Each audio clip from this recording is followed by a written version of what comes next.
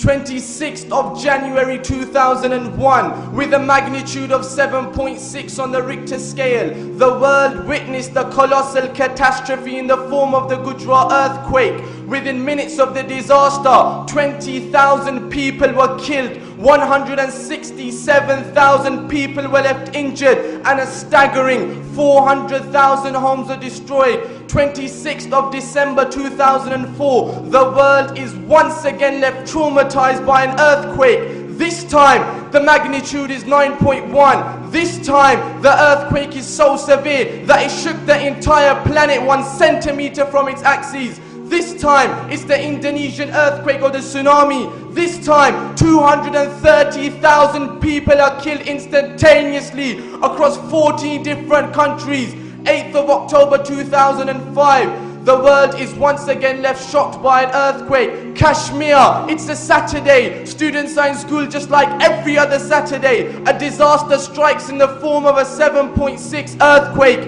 Within minutes, the area is transformed from a peaceful region to a pool of dead bodies, totaling in excess of 75,000 individuals. Entire towns and villages are wiped out at once by this disastrous devastation. 11th of March 2011, and I'm talking just a few months back, the Japan earthquake. The world is once again shocked as the disturbance sends waves of up to 38.9 meters high, sweeping through Japan, destroying 125,000 buildings in the process.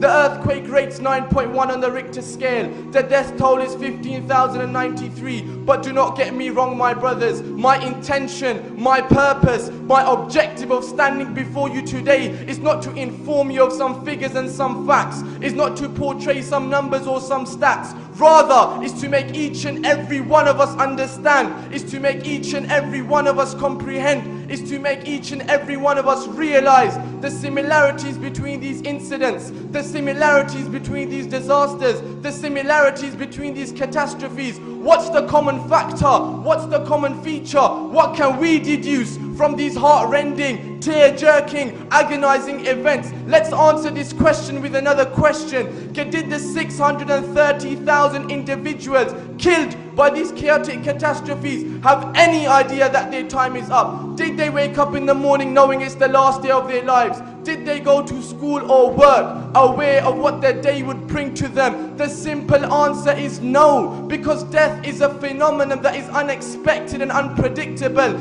Every next moment could be our last. One can be sleeping, eating, walking, talking, studying, exercising, dressing, shopping, popping, playing, relaxing, chillaxing, working, or enjoying his life, and before he knows it, his time is up. Take the example of Miklas Fur, the footballer. He comes on as a sub for Benfica. He makes the assist for the only goal of the game. The world is watching. It's a football match being broadcast on live television. He's only 24 years of age. The match is near its finish. He makes a tackle and receives a booking. As the yellow card is shown to him, he ruefully smiles at the ref and then turns around to get back to the action. All of a sudden, he bends forward and then falls flat on his back.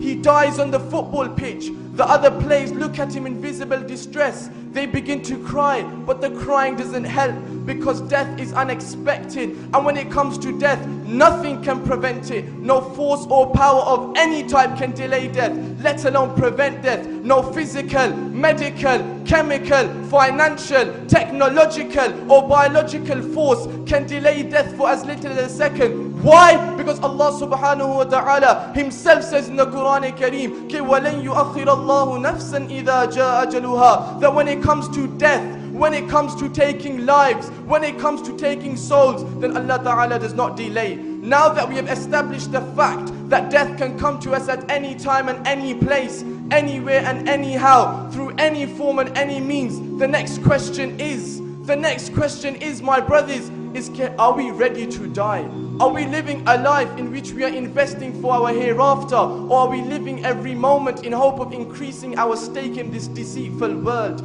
In essence, Are we living for this world, or are we living for the hereafter? Let's take an example of he who lived for this world. And for those of you who don't know, I'm talking about Sikandar Akbar, Alexander the Great, a man considered to be one of the most successful commanders of all time. At the age of 30, he had one of the largest empires in human history.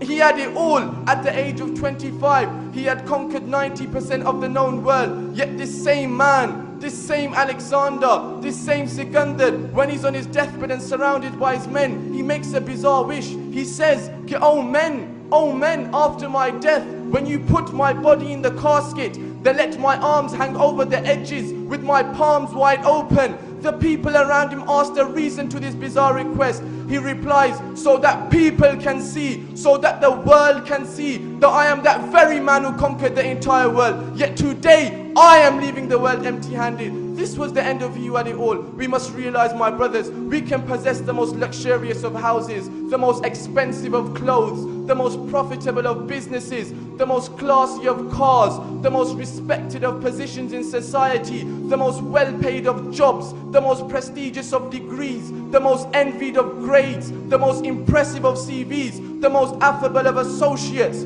the most affable of associates, the most ecstatic of happiness, the most safe of security, and the most stunning of wives. But when the time of death comes, then all of these things will remain behind, and only our good deeds will remain with us. Why? Because the Prophet ﷺ is reported to have said in Bukhari by Hazrat Anas radiallahu ta'ala an, كي يتبع الميت ثلاثة أهله وماله وعمله فيرجع اثنان ويبقى واحد يرجع أهله وماله ويبقى أمله. That when a person leaves this world, then only his good deeds will remain with him. And the Sahaba radiallahu ta'ala anhum ajma'een, they properly understood this. They properly understood this message. That's why they didn't live for this world.